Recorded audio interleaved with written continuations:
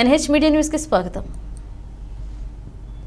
Armoor division Makloor మండలంలోని కొన్ని గ్రామాల్లో యథేచ్ఛగా ఇసుక త్రవ్వకాలు పట్టా ఉన్న భూమిల కింద నుండి పగలు మరియు రాత్రి సమయాల్లో ఎటువంటి పర్మిషన్ లేకుండా ఇసుకను ఇతరులకు తరలిస్తూ వ్యాపారం కొనసాగిస్తున్నారు.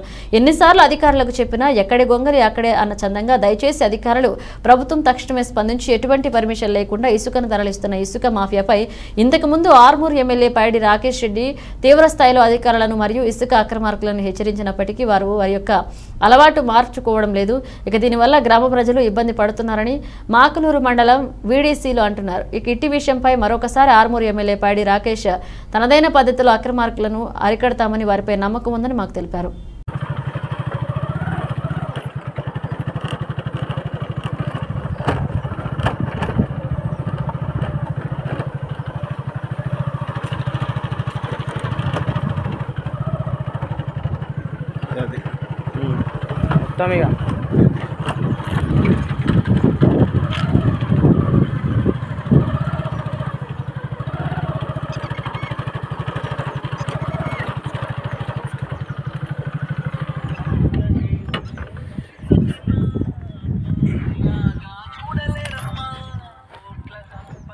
రోజు జేసీబీ లోటి దోతురా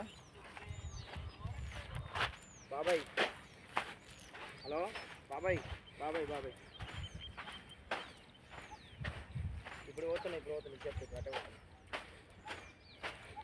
అదే ఫోన్ చేసి మంచి పని చేసి